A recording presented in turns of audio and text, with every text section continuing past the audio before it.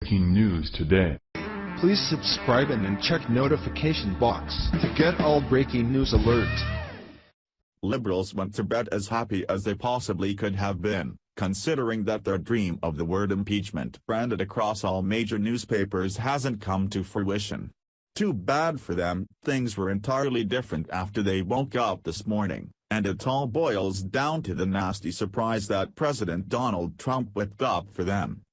The left wants to stop all things Trump. They don't like the man, they don't like what he has to say, and they certainly don't like his policies. In fact, this is exactly why they do everything in their power to hinder the president and keep his agenda from advancing smoothly. Perhaps the biggest example of this was Trump's travel ban, which was enacted to thwart the threat of terrorism. Of course, seeing how terrorists mostly come from Islamic extremism, most of the countries from which Trump saw the biggest threat of terrorism had a Muslim majority. Because of this reality, liberals everywhere immediately expressed outrage, and then, a single judge was allowed to shut down the policy of the president. Knowing that he had to do something about it, Trump had the language of the ban reworded and put back out there. Unfortunately, once again, it was denied by a single judge. Most of the country was left wondering how a single person had the power to block the president, but that was certainly the case. Too bad for liberals who thought they had won the argument for months now. They just woke to a nasty surprise this morning. According to BizPac Review, the Supreme Court has ruled and is allowing the latest travel ban to take full and immediate effect. As one would imagine, liberals have thrown yet another collective temper tantrum, with the hissy fit growing as outraged leftists continue to wake to the news.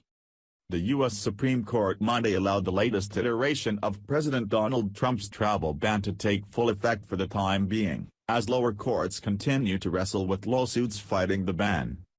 The order permits the administration to enforce the president's September proclamation, which suspends entry of foreign nationals from 7 nations, including Chad, Iran, Libya, North Korea, Syria, Venezuela, and Yemen. In the end, there were just 2 dissenters, Justices Ruth Bader Ginsburg and Sonia Sotomayor. Go figure.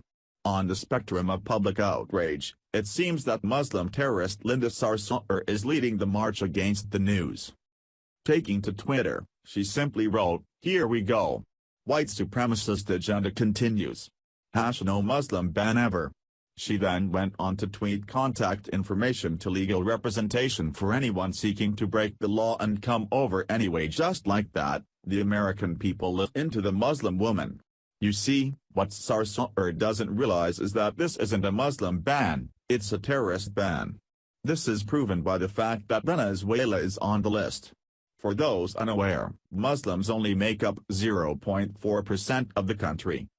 However, Sarsour's point is even further debunked by the fact that Muslim-majority countries refuse to take in Syrian refugees, citing terrorists for their reasoning.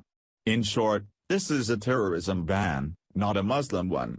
That simple truth didn't stop her stupidity though, and the American people ripped into her on account of it. The left is beyond willfully ignorant at this point. Anyone able to do the slightest bit of research knows that this policy isn't permanent and is meant to buy American time to develop a more reliable vetting method. In fact, former President Barack Obama once did the same. Sadly, because this was created by President Donald Trump, liberals would rather put the lives of their fellow Americans at risk just to spite our elected president. Trump is doing the right thing here, and we're thankful that he's able to do it before the left is responsible for even more bloodshed at the hands of terrorists. Share the story and leave a comment by clicking one of the buttons below. Follow us on Facebook at Mad World News.